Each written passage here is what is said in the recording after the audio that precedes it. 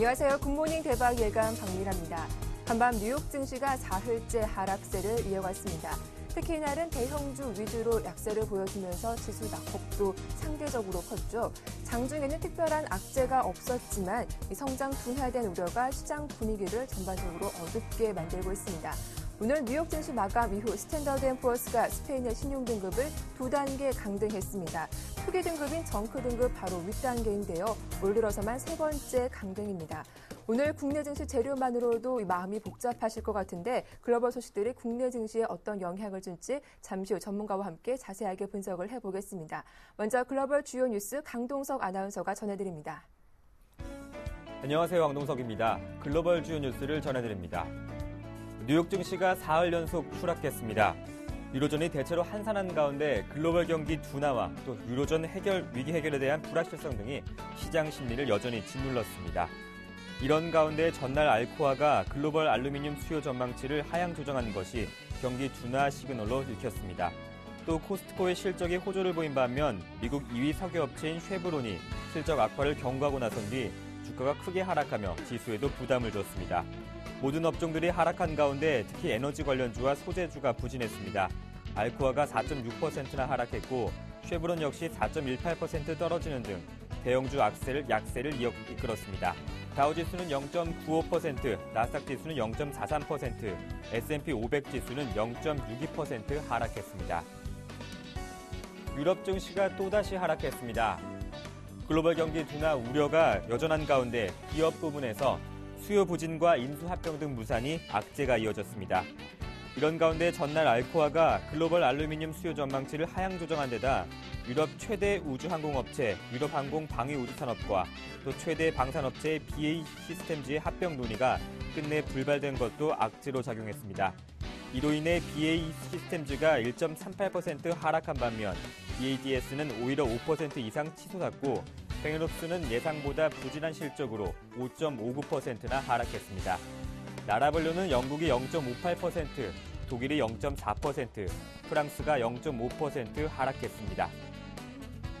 연방준비제도가 베이직을 통해 미국 경제가 완만한 확장세를 보이고 있다며 기존 경기 판단을 대체로 유지했습니다. 연준은 10월 베이직을 통해 최근 미국 경제 활동이 대부분 지역에서 완만한 확장세를 보이고 있다고 평가했습니다. 또 민간 소비 지출은 여전히 대체로 평탄한 모습이지만 앞선 9월에 비해서는 다소 나아지고 있고 부동산 시장이 여건이 개선되고 있는 가운데 대부분 지역에서는 기존 주택 판매가 강해지고 있다고 보고했습니다. 소비와 부동산 경기에 대해서는 긍정적인 시각을 보였습니다. 또 연준은 제조업 부문의 여건은 혼조세를 보였지만 이전 보고서에 비해서는 다소 개선되는 모습이라고 말했습니다. 그러나 고용 여건은 거의 변화가 없는 상태라며 일부는 수요가 부진하고 정책 불확실성이 높아 고용의 제약 요인이 되고 있다고 불만을 제기했다고 전했습니다. 지난 8월 도매 판매가 6개월 만에 가장 높은 성장세를 보이면서 미국의 도매 재고 증가세가 다소 둔화됐습니다. 미 상무부는 8월 도매 재고가 전월 대비 0.5% 증가했다고 발표했습니다. 이는 0.6%로 소폭 하향 조정된 지난 7월 수치에는 못 미친 것이지만 시장에서 예상했던 0.5%에는 부합했습니다. 반면 도매 판매는 전월 대비 0.9%나 증가해 0.5%였던 시장 예상치를 웃돌았고 0.2% 감소했던 앞선 7월 수치의 증가세로 급선회했습니다.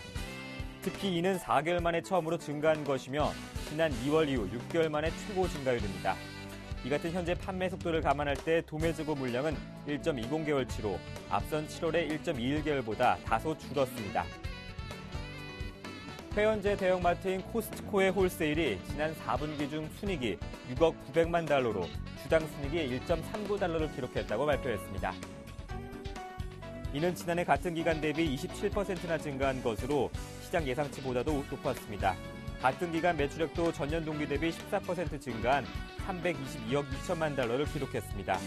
이 역시 316억 9천만 달러였던 시장 전망치를 상회했습니다.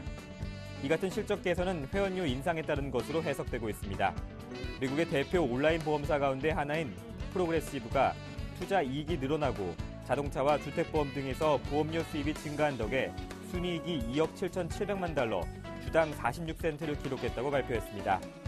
이는 주당 24센트였던 지난해 같은 기간에 비해 84%나 증가했고 시장에서 예상했던 주당 26센트 이익 전망치도 크게 뛰어넘었습니다. 국제 신용평가사인 스탠드앤푸어스가 스페인의 국가 신용 등급을 2단계나 하락했습니다. S&P는 스페인의 국가 신용 등급을 종전 트리플 B 플러스에서 트리플 B 마이너스로 2단계 하향 조정했다고 발표했습니다. 등급 전망도 부정적으로 유지해 향후 상황에 따라 추가 등급 강등 여지도 남겨뒀습니다.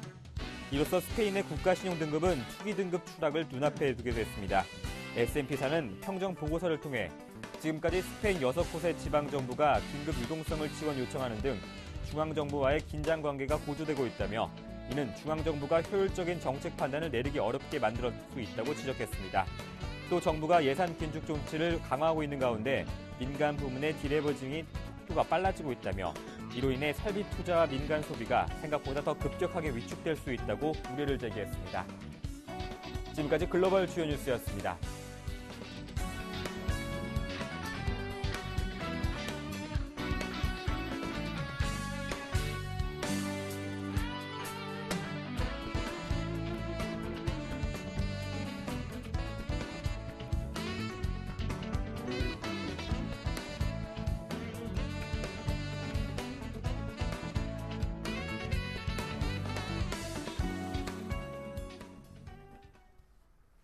네, 글로벌 핫이슈 인백스 투자자문의 이현민 본부장과 함께하겠습니다. 안녕하세요. 네, 안녕하십니까.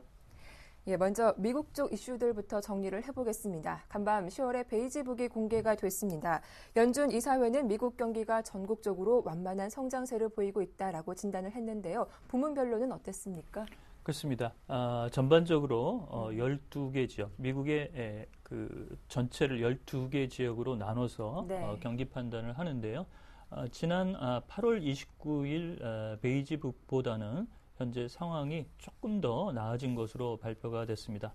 지난 8월 29일 3개 지역에서 경기 둔화가 관찰됐다고 한다면 이번 10월 베이지북에서는 1개 주가 경기 둔화 국면에서 개선세로 나타나면서 현재 2개의 지역만 경기 둔화 국면이 이어지고 있다라고 뉴욕 연방은행이 12개 지방은행의 내용을 취합한 자료에서 오늘 밝혔는데요. 이들 2개 지역은 캔사스시티와 뉴욕시가 현재 포함이 된 것으로 알려지고 있습니다. 부문별로 보면 제조업과 고용 동향 역시 정체 양상을 현재 이어가고 있다는 내용이 그대로 베이지북에 나타났고요.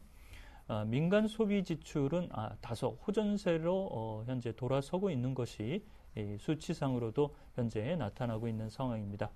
특히 주택시장에서의 기존 주택 판매가 예상보다 상당히 현재 수치상으로 올라오고 있다는 점을 두드러진 내용이라고 볼 수가 있겠습니다. 이러한 오늘 베이지북 발표에 따라서 마켓와치는 올해 3분기 미국의 경제 성장률이 지난 2분기 1.3%보다 0.3포인트 내지 0.4포인트가 상승한 1.6에서 1.7% 정도로 현재 제시가 되고 있는 상황입니다. 이 베이지북은 한 해에 한 8번 정도 미국의 경기 판단 지표로서 활용이 되는데요.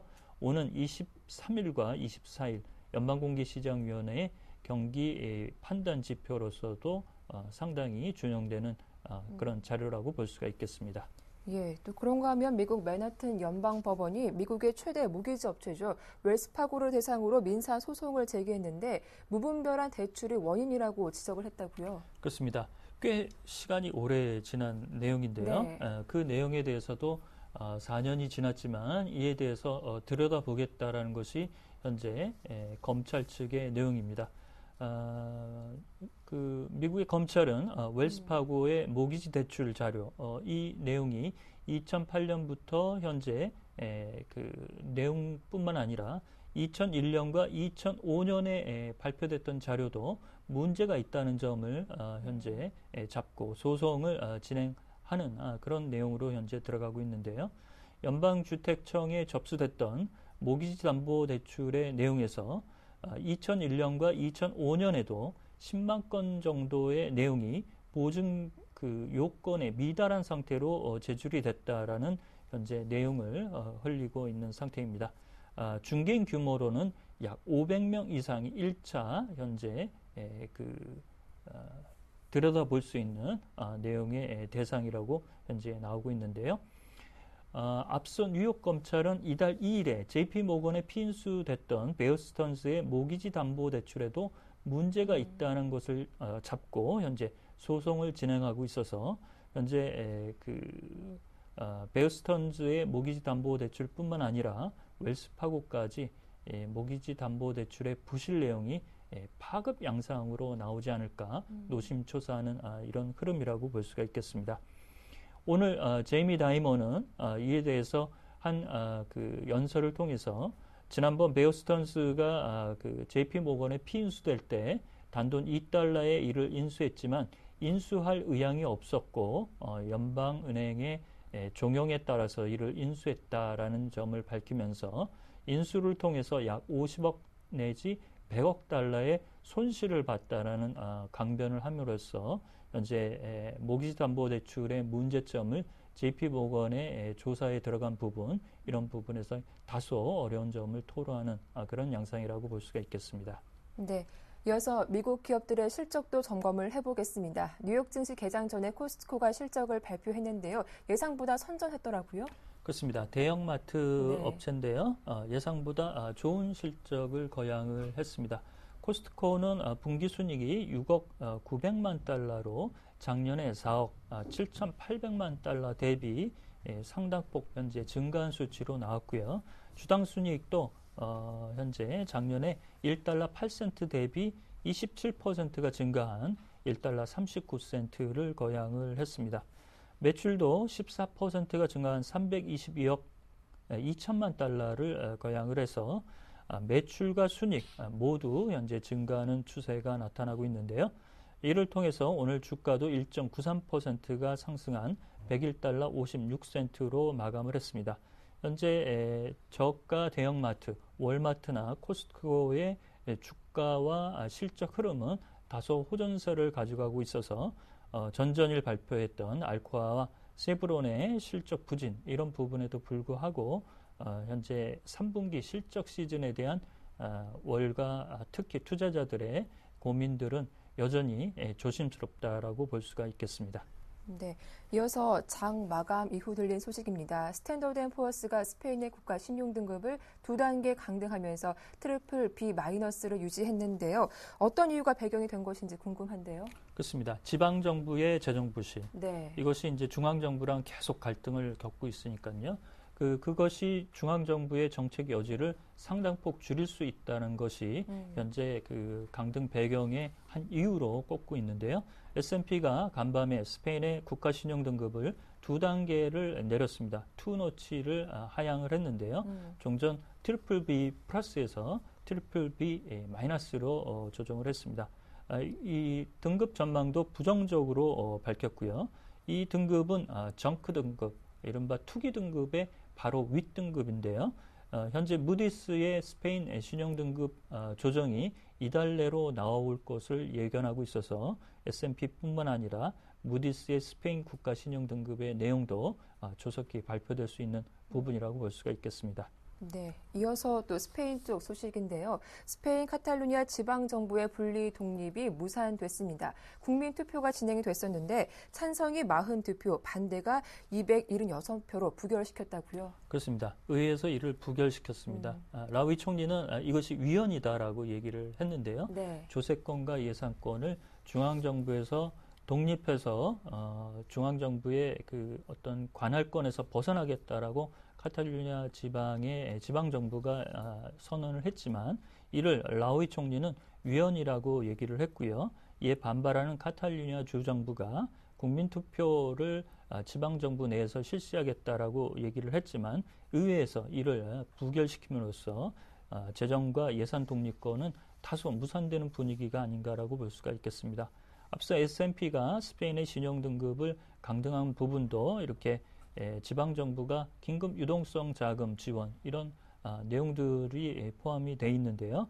이런 카탈루니아 주정부의 현재 독립 움직임이 다소 꺾이는 부분은 라우이 총리가 한시름을 놓을 수 있는 부분이 아닌가라고 볼 수가 있겠습니다. 다만 지방정부의 현재 재정 부실이 계속 갈등을 겪고 있다는 점, 이런 점은 잠재적인 불안 요인이라고 볼 수가 있겠습니다. 네. 끝으로 자유다오 분쟁으로 중국과 일본 간의 갈등이 여전한데 현재 일본에서 열리고 있는 IMF 세계은행 연차 총회에 중국 인민은행 총재이 불참한다는 소식도 들려왔더라고요. 네. 참석하지 않고 네. 부총재를 보냈습니다. 그렇지만 이제 격이 좀 떨어졌죠. 그 단순한 이유는 일본에서 열리는 WB 그 세계은행과 IMF 연차총회라는 이유 때문입니다. 뭐 시청자 여러분도 잘 아시다시피 이 다오 위다오 센카쿠 열도의 분쟁 때문에 현재 중국 정부가 강수를 두는 그런 흐름인데요. 중국의 공상은행과 중국은행, 건설은행과 농업은행도 현재 불참을 했고요. 9월 내 중국 내 일본 차의 판매도 절반 이상 떨어지는 등 현재 심각한 중일 갈등이 나오고 있는 상태입니다. 도요타의 9월 판매량이 44,100대로 87,000대의 평균 수준에서 절반 이상 현재 떨어진 수치고요. 이에 반사이익을 폴스바겐의 브랜드인 아우디가 20% 이상 매출이 상승했고 현대 기아차가 9% 상승하는 등 좋은 호조세가 나타나고 있습니다. 이번 세계은행 IMF 연차총회 주요 안건 중에 중일 영토 분쟁과 한일 갈등도 같이 포함되어 있다는 점을 덧붙여 말씀을 드립니다. 네, 글로벌 핫이슈 지금까지 인백스 투자자문의 이현민 본부장과 함께했습니다. 도움 말씀 고맙습니다.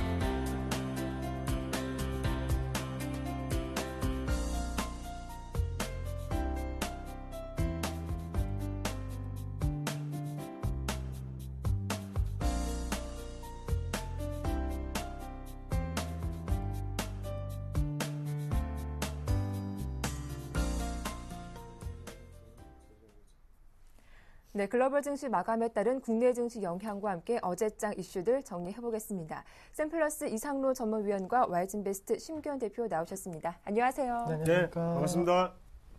예, 먼저 글로벌 증시 마감부터 정리를 해보겠습니다. 간밤 뉴욕 증시 분위기가 여전히 안 좋습니다. 특히 다우지수는 이틀 연속으로 100포인트 이상 밀리고 있는데요. 심기현 대표님, 뉴욕 증시와 유럽 증시 마감 상황 정리해볼게요. 네, 우선은 글로벌 증시 비교적 큰 폭의 좀 하락세 이어졌다라고 정리해 드릴 수가 있겠습니다. 먼저 다우지수 같은 경우에는 3개월 내 최대 낙폭 기록하는 모습 보였는데 다우지수는 전 거래일 대비해서 128포인트대의 하락세 보였습니다. 0.95%대 하락한 13,344.97에서 마감하는 모습 보였다라고 정리해 드리겠고 S&P 500 지수 같은 경우에는 8.9포인트대의 하락세 보였습니다. 0.62%대 역시나 하락한 1,432.56에서 마감하는 모습 보였습니다.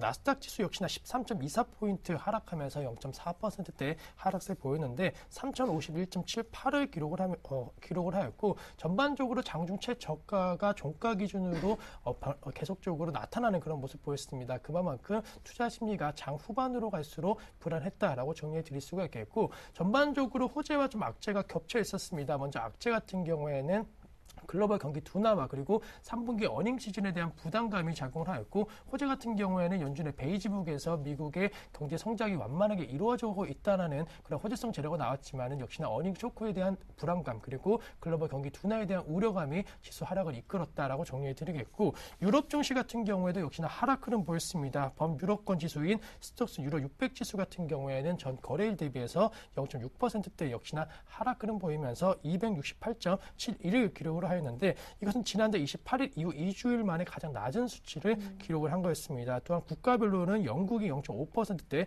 독일과 프랑스가 각각 0.4%, 0.5%대 하락 흐름 보였고 스페인도 1%대의 하락세 보였다라고 정리해드리겠습니다. 네, 또 장 마감 이후 스탠더드앤푸어스가 스페인의 국가 신용 등급을 2단계 강등했다라는 점 저희가 앞 시간에 전해드렸는데요. 이상로 전문위원님, 예. 오늘 국내 증시 이벤트가 정말 많습니다. 수급에는 어떤 영향을 주게 될까요? 예, 맞습니다. 어제 같은 경우에도요, 코스닥 같은 경우에도 6거래일 연속의 상승세를 멈추면서 반락하는 그런 모습 나타냈고, 네. 코스피 같은 경우에도 국가지자체에서 3천억 가까이를 매물에 넣으면서 어느 정도의 하락폭을 좀 유지시켰다, 그렇게 말씀을 드릴 수 있겠습니다. 앞에 신기현 대표님이 말씀하신 것처럼 장 막판으로 갈수록 시장 자체의 분위기가 안 좋아지는 모습을 나타냈는데요. 그만큼 지금은 옵션 만기를 앞두고 약간의 관망세가 유지되는 반면에 또 매물이 차익 실현 매물은 계속적으로 나오고 있는 상태다, 그렇게 좀 말씀을 드릴 수 있겠고, 그만큼 이격도가 많이 벌어졌던 과정 자체를 지금은 다시금 대부분 다 좁히는 모습 나타났습니다. 그리고 다우 증시 안에서도 좀 중요하게 보실 부분은 일단은 경기 둔화 우려가 계속적으로 이어지고 있다는 건데요. 그래서 어제 같은 경우에도 제조업 관련 업종이라든지 아니면 에너지 관련 업종 자체가 상당히 큰 낙폭을 기록을 했습니다. 그런 부분 자체가 우리나라 증시에서도 어느 정도 영향을 미칠 것은 분명하다고 좀 생각을 하고요. 대신에 미국의 증시 같은 경우에는 베이지북에서도 나타났듯이 경기 확장 국면이 서서히라도 계속적으로 이루어지고 있다는 모습이 나타났는데, 일단은 그것보다도 가장 중요한 거는 실적이 기업을 말해준다, 그렇게 좀 말씀을 드릴 수가 있겠고요.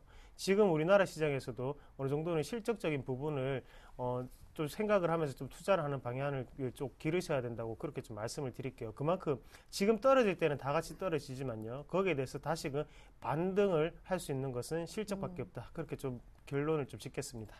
예.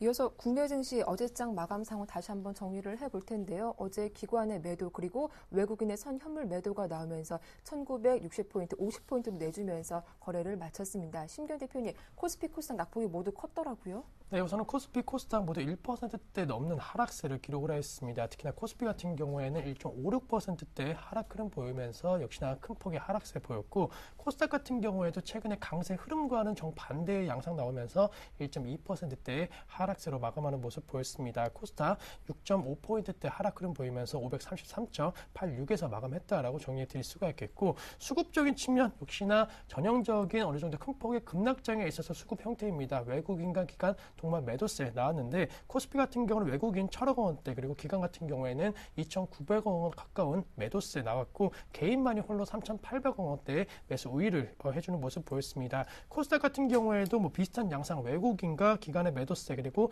개인의 매수세가 들어왔다라는 거, 수급적으로 개인의 홀로 매수만으로는 역시나 지수 상승을 이끌기는 어렵다라는 거 다시 한번 어제장에서 나타났다라고 정리해드리면서 전반적으로 낙관론이 약간은 좀 비관론으로 바뀌고 있는 그런 상황이었다라고 정리해드릴 수가 있겠습니다. 예, 어제 전반적으로 낙관론이 비관론으로 바뀌고 있다라는 말씀을 해주셨는데요. 코스피 업종별 분위기도 안 좋았던 것 같습니다. 구체적으로 어땠습니까? 네, 우선은 의료정밀 업종과 그리고 운수창고 업종을 제외한 나머지 전 업종 대부분 좀 하락세로 마감했다라고 정리해드릴 수가 있겠습니다. 특히나 의료정밀 업종 상승 흐름은 나왔지만은 몇몇 종목 역시나 DI 효과로 전 업종이 상승 흐름 보였고, 나머지 종목 같은 경우에는 급락세 보였기 때문에 의료정밀 업종의 상승에 있어서 큰 의미는 둘 수는 없다라고 정리해드릴 수가 있겠고, 하락한 업종 같은 경우에는 전기전자 업종 삼성전자의 비교적 큰 폭의 하락 흐름과 함께 전반적으로 전기전자 업종의 하락폭이 좀 컸다라고 정리해드릴 수가 있겠습니다. 대부분 전기전자 업종 대형주 중심으로도 3% 넘는 하락세 보였다라는 거, 업종 지수에 있어서 가장 큰 폭의 하락세 보였다라는 특징 말씀을 드리겠고, 그밖에 건설 그리고 전기가스 업종, 은행 업종도 2% 넘는 하락세 보였습니다. 특징적인 업종은 전기가스 업종, 특히나 한국전력 같은 경우에 비교적 큰 폭의 하락세 보였다라는 거, 약간은 한국전력의 개별 모멘텀에 있어서 약간 악재가 나왔다는 측면에 있어서 좀 하락했다라고 정리해드리면서 전반적으로 업종 상황에 있어서는 경기 방어 업종이라고 해도 약간은 투자 심리가 불안했다라고 정리해드릴 수가 있겠고, 시총 상위 종목군들의 흐름 보신다라고 한다면은 말씀드렸듯이 삼성전자 3.4%대 하락세로 마감하였습니다. 그밖에 포스코가 1.4% 역시나 하락, 기아차도 1.4%, LG화학 1.7%, 그리고 삼성생명도 1.4%대, SK하이닉스 2.3%, 한국전력이 2.7%대, KB금융이 1.8% 하락 흐름 보였고, 상승한 종목 같은 경우에는 현대차가 0.2%, 현대모비스 0.6%, SK이노베이션 0.3%대, 그리고 KTNG가 0.6%대 상승 흐름 보였지만은 전반적으로 유가 상승과 함께 약간은 정유주 그리고 자동차 업종에 대해서 투자 심리가 좀 살아나는 모습 보였지만은 그 투자 심리가 상당히 좀 제한되었다라는 점, 전형적인 약세장의 모습을 시총 상위 종목군도 보였다라고 정리 드릴 수가 있겠습니다. 예, 말씀하신 것처럼 어제 코스피 대장주인 삼성전자가 3% 넘는 급락이 나왔습니다. 실적은 좋았는데 낙폭이 좀 컸던 것 같아요, 이상로 전문위원님. 네, 맞습니다. 일단은 지금 시장 같은 경우에 3분기 실적 같은 경우에는 어느 정도가 좀 예상치대로 흘러가는 모습이고요. 대신에 네. 지금 4분기에 대한 염려스러움도 있고, 그리고 경기 부양 정책 자체가 지금은 어느 정도는 좀 당혹감을 감출 수 없다, 그런 모습을 좀 말씀을 좀 드리겠는데요. 일단은 삼성전자 같은 경우에 한번 보신다면 2000년도 이후에 4분기에 실적이 3분기보다 더 좋았던 적은 5번밖에 없었다고 말씀을 드렸죠. 그런 부분 자체가 지금은 어느 정도 투자 심리에 영향을 미치고 있다고 좀 말씀을 드리겠고요. 지금은 시장 분위기가 조금 변하는 것이 아닌가, 그렇게 조금 말씀을 드릴 수도 있겠습니다. 그만큼 지금 같은 부분은 좀 수급적인 부분이 펀드에 어느 정도의 계속 순유출을 좀 들 수가 있겠는데, 펀드에 가장 많은 물량이 포함된 곳이 삼성전자죠. 하지만 그런 부분 자체가 계속적으로 어느 정도 펀드 물량이 빠져나가면서 삼성전자를 지지해주던 그런 어느 정도의 가격대 자체가 지금은 조금 무너져 내리는 것이 아닌가 말씀을 드릴 수가 있겠고, 그리고 차트상으로도 한번 보시더라도 일단 지금은 박스권 상단을 한번 137만 원 정도죠. 거기서 한번 부딪히고 난 다음에 차익실현 매물이 좀 나왔는 상태입니다. 차익실현 매물이 나오고 난 다음에 내려오는 모습이고요. 만약에 지금에서 지지선을 어디로 잡는지가 가장 중요한 것 같은데요. 제가 볼 때는 120만 원까지는 사실상 좀 힘들다고 보고요. 그래서 네. 지금 130만 원 선에서 작은 박스권을 좀 이루어질 가능성이 조금 높지 않겠나, 그렇게 좀 말씀을 드리겠습니다. 그래서 지금 만약에 보유하고 계신 분들 같은 경우에도 떨어졌다고 너무 겁내지는 마시고요. 어차피 우리나라 증시 자체가 다시금 살아나려면 삼성전자가 먼저 살아나겠죠. 그런 네. 부분은 꼭 한번 착안을 하시고, 그만큼 삼성전자의 실적은 아주 좋습니다. 그 부분을 꼭 명심하시자, 그렇게 말씀을 드리겠습니다. 네.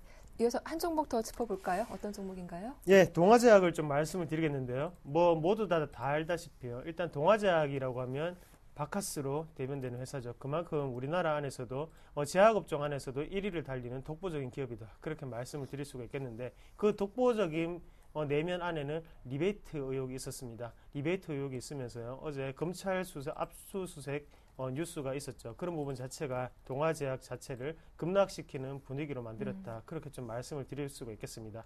일단은 리베이트 같은 경우에는요, 의사들 사이에서는 공견하게 좀 이루어지는 실태였고요. 그래서 거기에 대해서 정부가 어느 정도 억제를 하는 정책 자체를 계속적으로 펴고 있는데, 그런 부분 자체가 불거지면서 동아제약이 큰 폭의 손실분을 좀 나타냈다고 말씀을 드릴 수가 있겠고, 그러면 점유율에도, 향후의 점유율에도 조금 영향을 미칠 수도 있다는 점을 꼭 한번 살펴보시길 바라겠습니다.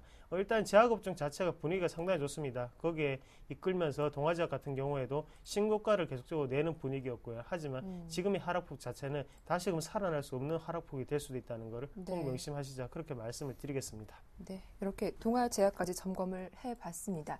이어서 코스닥 분위기도 확인을 해볼 텐데요. 심기현 대표님, 어제 코스닥 업종별 흐름 어땠습니까? 네, 우선 코스닥 업종별 흐름은 약간 혼조 양상 보였지만 역시나 좀 하락한 업종이 더 많은 상황으로 전개가 되었습니다. 하지만은 통신 서비스, 기타 제조, 음식료, 담배 업종 같은 경우에는 비교적 강세 흐름 보였다라고 정리해 드릴 수가 있겠고, 그 밖에 반대로 디지털 콘텐츠와 출판 매체, 복제, 인터넷 업종, 그동안 이 코스닥의 상승을 이끌어줬던 업종군에 있어서 차익 매물 및 약간 우려감이 나오면서 비교적 큰 폭의 하락세 보였다라는 거, 코스닥 역시나 약간은 업종과, 그리고 정확하게 말씀드리면 테마적인 흐름에 있어서 약간은 변화가 되고 있다라고 정리해 드릴 수가 있겠습니다.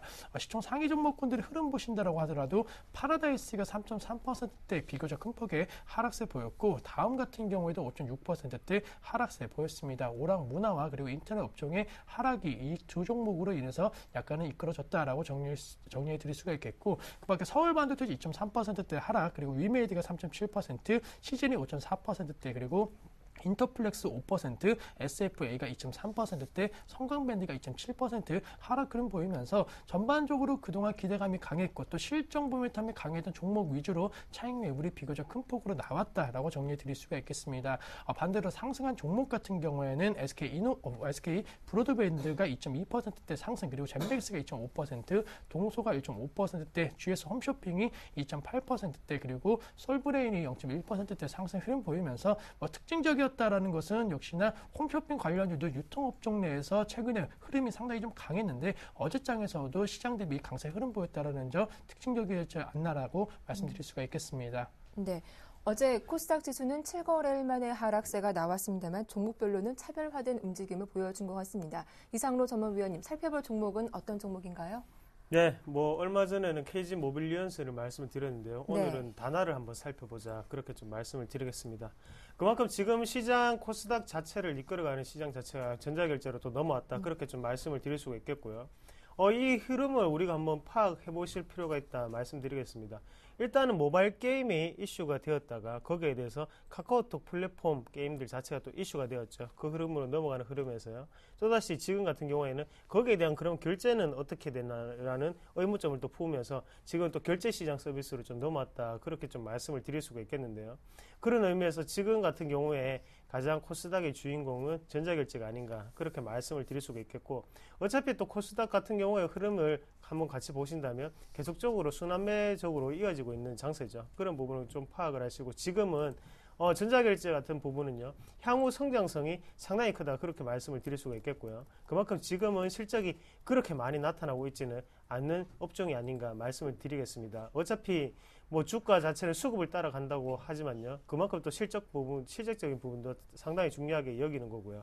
거기에 대해서 어느 정도 어제는 좀 차익 실현 매물이 좀 나왔다고 좀 말씀을 드리겠습니다. 그래서 거래량적으로도 한번 보셨을 때도 단할 같은 경우에는 상당한 거래량이 좀 나오면서요, 마지막에는 장막판에 어느 정도의 차익 실현 매물이 좀 나오는 모습을 나타냈는데요. 추가적인 상승은 분명히 있을 수 있습니다. 그런 부분은 꼭 한번 살펴보시면서 우리는 어느 정도의 장중 눌림목 공략을 좀 한번 해보시자 그렇게 말씀을 드리겠고, 또 한 가지 종목을 더 말씀을 드리겠는데, 이 분야도 똑같습니다. 지금의 전자결제 시장이 또다시 이슈가 되다 보니까 거기에 대해서 그러면 스마트폰에 대한 보안 관련은 어떻게 하지라는 또 의문점을 또 품게 되었죠. 거기에 대해서 또 플랜티넷이라는 종목이 상당한 큰 폭의 상승세를 좀 유지하는 모습 나타냈는데요. 플랜티넷이 확실하게 뭘 하는지 한번 같이 살펴보시면요. 일단 거기 스마트폰에 대한 안심 서비스 같은 것을 이제 하는 거죠. 그만큼 유해 차단이라든지 이런 부분을 하는데, 기업의 구조상 상당히 특이합니다. 매출의 90%가 영업이익이거든요. 그런 부분 자체가 일단은 인건비 자체밖에 안 된다는 말이죠. 그만큼 일단은 수익을 내기가 상당히 쉬운 구조로 되어 있다. 그렇게 좀 말씀을 드리겠고요. 거기에 대해서 플랜티넷도 시장의 이슈화가 될 수 있는 충분한 종목이다. 그렇게 말씀을 드리면서 어제 신고가가 발생을 했습니다. 이런 종목 같은 경우에는 이제 신고가가 발생했기 때문에요, 기관의 지금 움직임이나 특성적으로 한번 봤을 때는 추가적인 상승이 좀 다분하지 않겠나 그렇게 말씀을 드릴 수 있겠습니다. 그래서 오늘은 플랜티넷을 한번 공략해보자 그렇게 말씀드리겠습니다. 네, 어제 코스닥도 전반적인 분위기는 좋지 않았지만 이 스마트폰과 관련된 테마를 이루고 있는 종목은 강세를 보이고 있다라는 점 점검을 해봤습니다. 이어서 매매 동향도 정리해볼 텐데요. 신경 대표님, 코스피 쪽 분위기 어땠습니까? 네, 우선 코스피 쪽 분위기 짧게 말씀드리면, 외국인 같은 경우에는 한국전력에 대해서 1,700억 원대 매수, 그리고 현대모비스, 신한지주, 두산중공업, SK이노베이션에 대해서 매수세 보였습니다. 기관 같은 경우에는 NHN에 대해서 가장 큰 폭의 매수세 보였고, 그 밖에 SKC, 그리고 한국타이어, SK하이닉스, 현대백화점에 대해서 매수세 보였고, 반면에 외국인 같은 경우에 매도세 보인 종목 같은 경우는 하나금융지주, NHN, 삼성전자, 포스코, NC소프트가 있다라고 말씀드리면서, NHN에 있어서는 기관과 다른 양상, 그리고 최근에 매수세 강화되었던 삼성전자에 대해서는 역시나 매도세 보이면서 전체적인 우리 시장에 대한 매도 금액 삼성전자 때문이다라고 정리해 드릴 수가 있겠고, 기관 같은 경우 삼성전자, 삼성전기, 삼성물산, 호텔신라, 삼성중공업, 삼성 관련주에 대해서 대부분 매도세 보였다는 것 특징적이었다라고 정리해 드리겠습니다. 네, 이어서 코스닥 매매 동향도 확인해 보겠습니다. 이상로 전문위원님, 코스닥 분위기 어땠습니까? 네, 코스닥 분위기 같이 한번 살펴보겠습니다. 외국인 같은 경우에 매수 상위를 한번 살펴보시면요. 슈프리마 그리고 메디톡스, 파트론, SN 같은 종목군이 있겠고요. 그리고 기관 같은 경우에 파트론, GS홈 쇼핑, CJO 쇼핑, 플랜티넷, 한국의 컴퓨터 같은 종목군이 있었습니다. 일단 외국인 같은 경우에 한번 지금의 수급적인 부분을 한번 보시면 실적에 집착하는구나 그렇게 아실 수가 있을 겁니다. 그만큼 슈프리마 같은 경우에는 지문인식 업체에서 독보적인 존재고요. 거기에 대해서 파트론 같은 경우에도 카메라 모듈에서 상당한 어닝 실적을 기록할 수 있는 부분이 있죠. 그런 부분 자체가 외국인의 수급을 불러일으키지 않았나 그렇게 말씀을 드릴 수가 있겠고요. 그만큼 시장이 약시장으로 치닫을수록 일단은 실적적인 분위기를 무시할 수가 없다. 그렇게 좀 말씀을 드리는 게 가장 좋은 현명한 방법인 것 같습니다. 그럼 매도 상위 종목을 한번 살펴보시면 외국인 같은 경우에는요. CJO 쇼핑 그리고 아트라스 BX, 서울반도체 같은 종목군을 매도를 많이 했고요. 그리고 기관 같은 경우에 YG 엔터테인먼트 다음 CJ ENN 같은 종목군을 많이 매도를 했는데요. 우리가 한번 좀 지켜보셔야 되는 거는 기관의 유통주 매집이다. 그렇게 좀 보시는 게 좋겠습니다. 일단은 지금 중국의 관광객 자체가 상당히 많이 유입이 되고 나갔습니다. 그 부분에서 유통 쪽으로 쓰는 돈이 4천억 가까이 된다고 하죠. 그런 부분 자체를 또다시 기관이 이슈화를 시킬 수가 있다는 것을 꼭 한번 참고하시자. 그렇게 말씀을 드리겠습니다. 네, 말씀 잘 들었습니다. 지금까지 샘플러스 이상로 전문위원과 와이즈인베스트 심규현 대표와 함께했습니다. 두 분 모두 수고 많으셨습니다. 예, 감사합니다. 고맙습니다.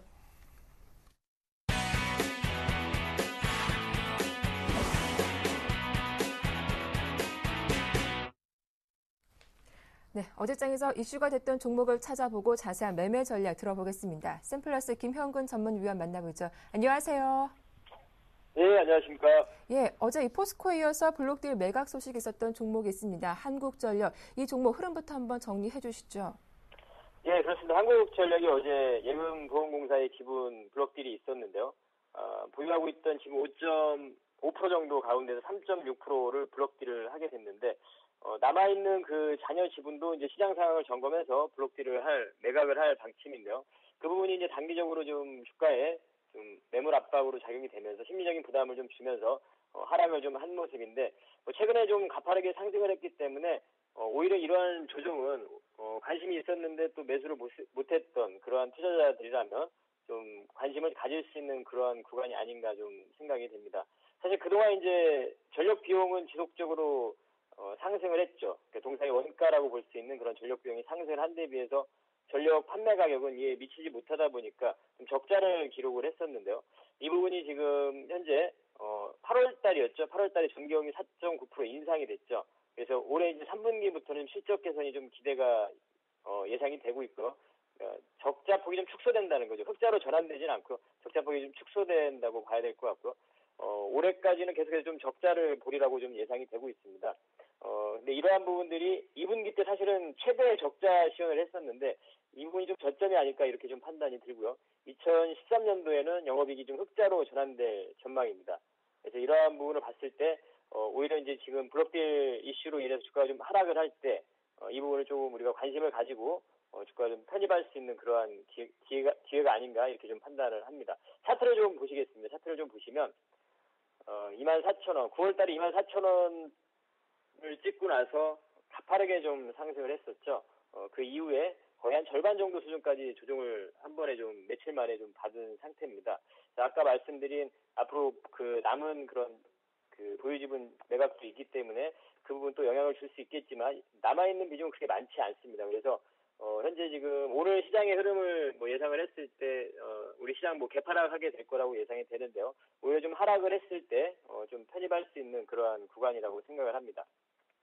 매매 전략을 좀 말씀드리면 매수가는 제가 25,500원 제시를 해드리고요. 목표가는 3만원, 손절가는 24,000원 이렇게 제시해드리는데 시가에서 만약에 그 이하의 가격으로 매수가 제시해드린 이하의 가격으로 시작이 된다면 시가부터 좀 편입을 해봐도 괜찮을 것 같습니다. 네, 어제 급락세를 보였던 한국전력 한 25,500원 부근에서는 신규 접근도 가능하겠다라는 말씀 들어봤습니다. 다음 살펴볼 종목은 어떤 종목인가요? 네, 다음 살펴볼 종목은 이제 호남석유라는 종목인데요. 어제 유럽의 화학업체와 탄성 중합체라고 하는데 엘라스토머라는 게 있는데요. 그 공장을 설립한다는 그러한 이슈가 좀 나왔었는데요.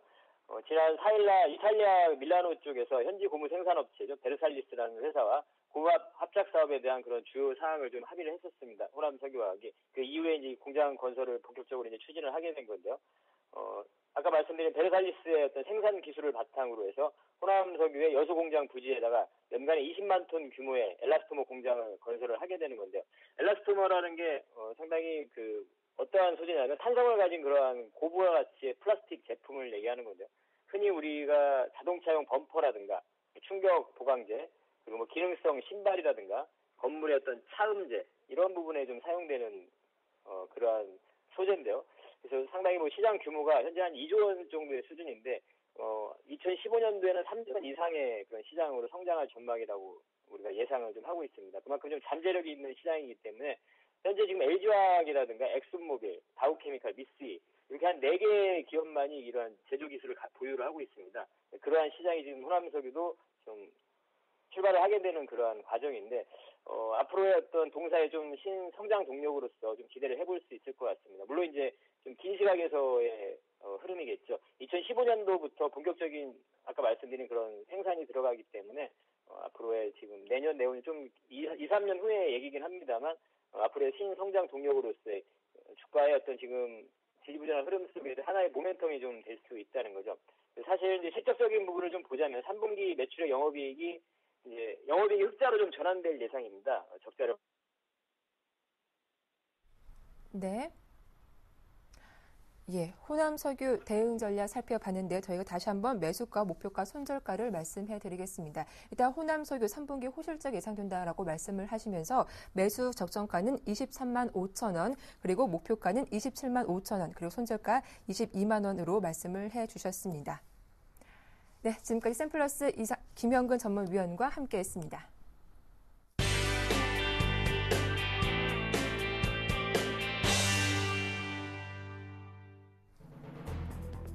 은행, 증권, 보험 등 금융사들은 앞으로 계열사의 펀드를 50% 이상 판매할 수 없게 됩니다.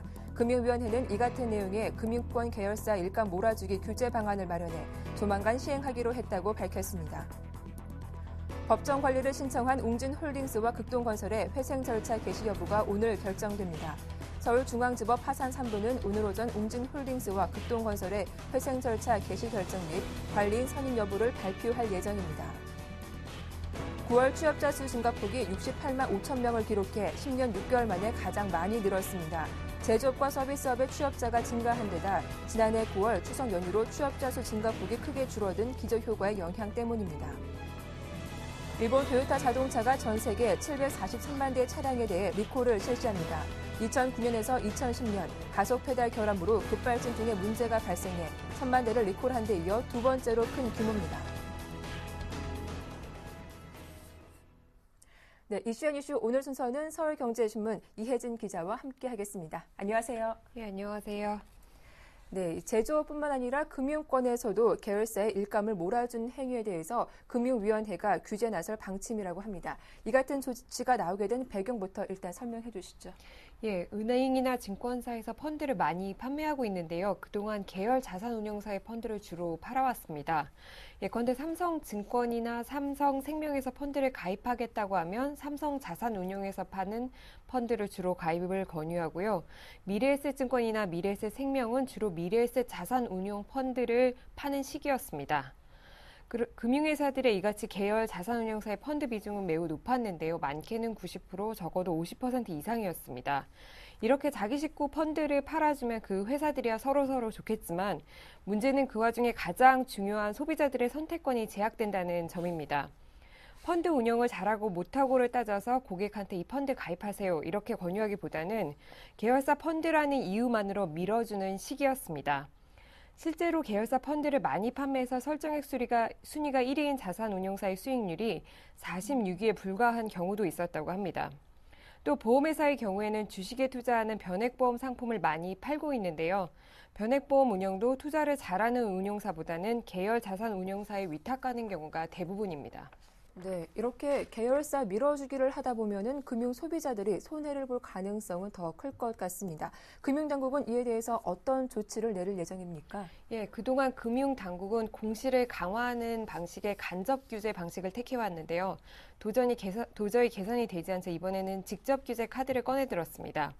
앞으로 은행, 증권, 보험 등 금융회사들이 계열 자산운용사의 펀드를 50% 이상 못 팔도록 하는 이른바 50% 룰을 도입하는 것을 검토 중입니다. 또 보험회사의 경우에는 변액보험 위탁 비중을 50% 이내로 제한할 계획입니다. 이 밖에도 계열 사업자의 퇴직연금 몰아주기에도 제동이 걸릴 것으로 보이는데요. 여기에도 역시 50% 룰이 적용될 것으로 보입니다. 네, 다음 소식입니다. 지난달 말 법정 관리를 신청한 웅진홀딩스와 극동건설에 대한 법원의 결정이 오늘 나온다고 하는데요. 자세한 내용 전해주시죠. 예, 서울중앙지법 파산 3부는 오늘 오전 10시 15분경에 웅진홀딩스와 극동건설의 회생 절차 개시 여부와 법정관리인을 발표합니다. 중요한 것은 누가 법정관리인으로 선임되는지 여부인데요. 이를 두고 웅진과 채권단이 촉각을 곤두세우고 있습니다. 예, 보통 법정 관리에 들어간 기업의 경우에는 기존 임직원이 법정 관리인으로 선임되는 경우가 종종 있었는데요. 이번에는 채권단이 이에 강하게 반발하고 있다고요. 예, 그렇습니다. 은행 채권단은 지난주 열린 대표자 신문 기일에서 기존의 웅진 출신 임원이 아닌 제3자를 관리인으로 선임해달라고 법원에 요구했습니다.